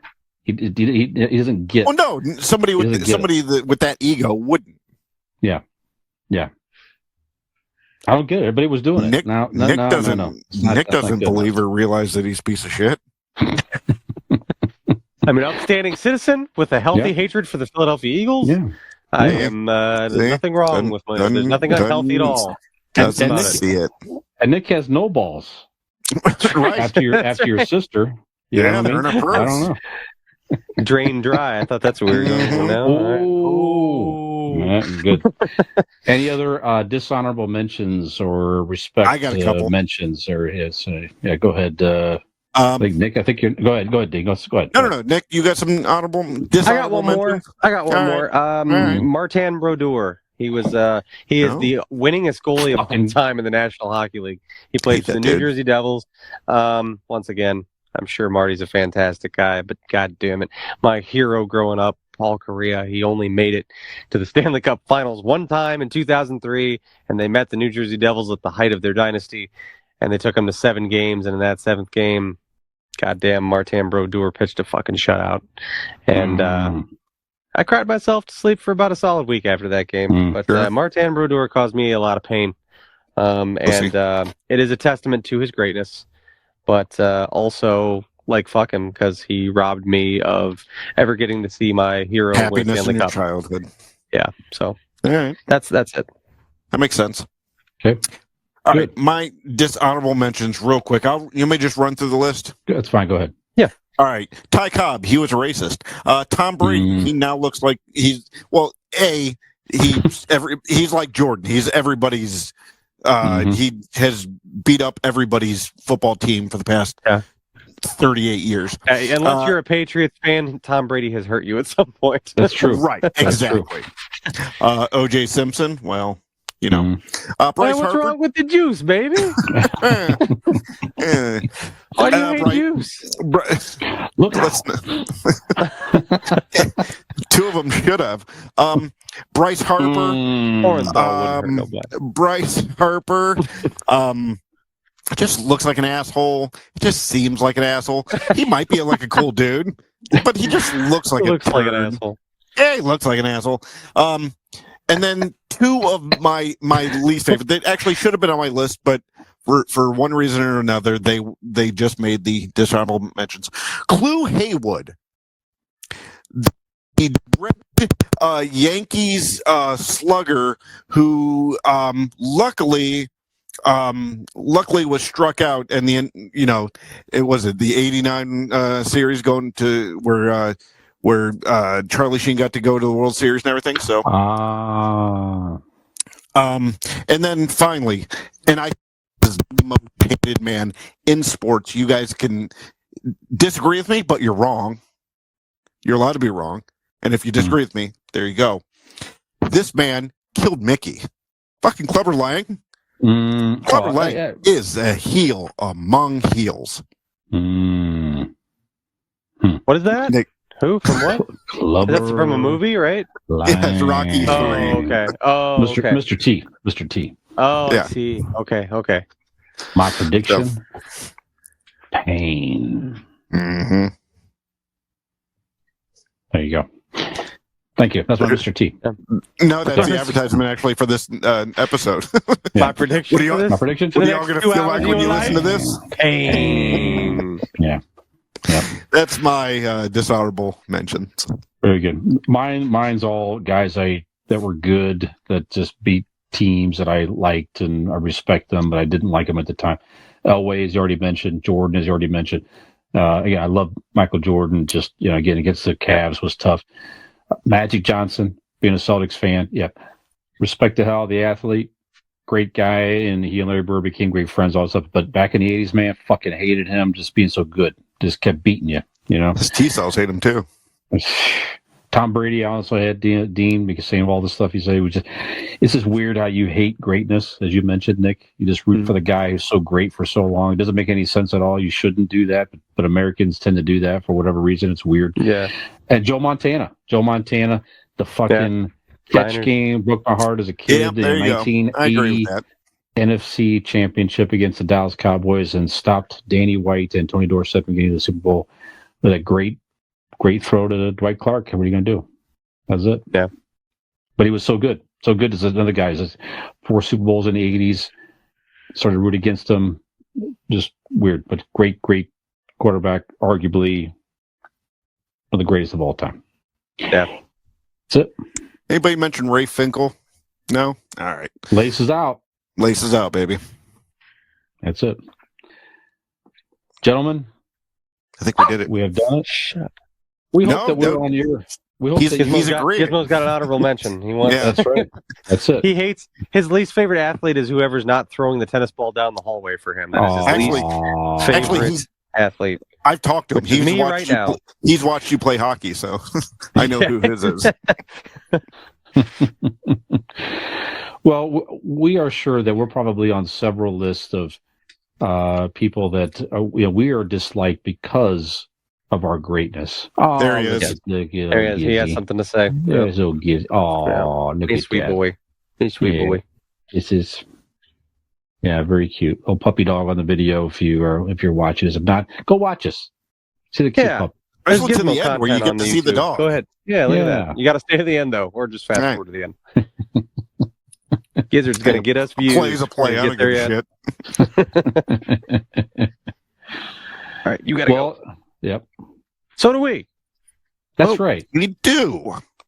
Do have to go. Nick. It's a segue on the fly right there. Look at that. Mm-hmm. But before we do, speaking of on the fly, you know what? who to better be on the fly than you Well, this you were. winter or spring season with perhaps a brand new electric bike from our friends at RPM Bike Shop. That's right. They have the finest selection of electric bikes to offer you. If you don't believe me, well, hell, take your happy ass to Facebook and go to that search bar, type in RPM Bike Shop, or go to their website, rpmbikeshop.com, and there you will see the finest selection of electric bikes that they have to offer you. Give them a call today at 330-808-7792, and you can be flying down the streets on your fresh new electric bike from RPM Bike Shop today. That's right. There you go. And you might be writing down to Golden Heart Tattoo. By the way. Yeah, I was just there tonight. Go see them. We're just going to write into that. Yes, that's right. So the lovely Robin got it. Is that where she was at this evening? Correct. Nick? Yes. Very yes, correct. Lovely. Yes. Wonderful. So So give them a call. Be like the lovely Mrs. Nick. There you go. Mrs. Robin. Yeah. First of Uh, all, you're getting She will confused. too. She There's will like two of that them. too. Yes. Yeah, I'm sure she will. Find Golden Heart Tattoo on Facebook at Golden Heart Norton, and Norton. If you're in the Northeast Ohio area, give them a call at 234-706-2982 and say, you know what, I would like a tattoo. Just like the lovely Mrs. Nick. The lovely Mrs. Nick. I know exactly who you're talking about. Yep, Mhm. absolutely. That's it. That's all I got, Nick. All right. Oh, okay. Fantastic. I'm sorry. All right. It's okay. Do your goddamn job. Well, now that we've covered all those bases, you know where to go to get a great ride. You know where to go to get some sweet ink. You know who to call to get great insurance. And you know who we hate in all of sports. Guys, I don't think there's much else for us to talk about. All that's left to That's do is for Gizmo to shut up and you, the listener, to head on over to our Convincing Idiots link tree. So go to Google, type in Convincing Idiots link tree, LINKTREE, and follow us, like us, subscribe us, rate us, review us, all that fun stuff on all of your favorite social media platforms. Also, be sure to check out our website, convincingidiots.wordpress.com. So, for this episode of Convincing Idiots, I am your millennial Nick. I'm the Zennial Dean. Gen X Brian.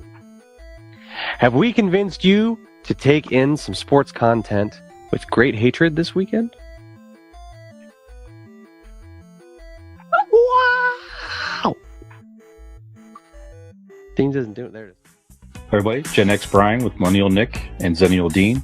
You know, we need more people besides Nick's mom watching us. Give us a like and subscribe.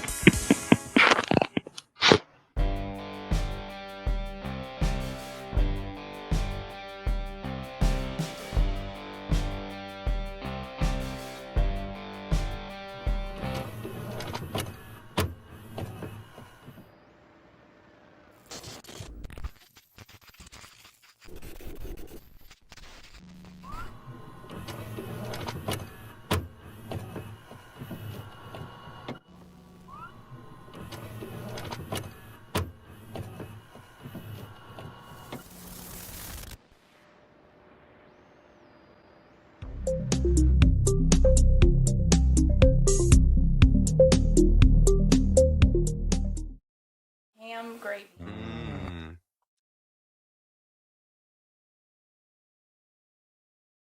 Well, welcome from the far reaches of the interwebs. We are Convincing Idiots. Nope. That's Idiots. idiots. Wow. Idiots. Idiots. Beauty. And your eats. All right, count me in again.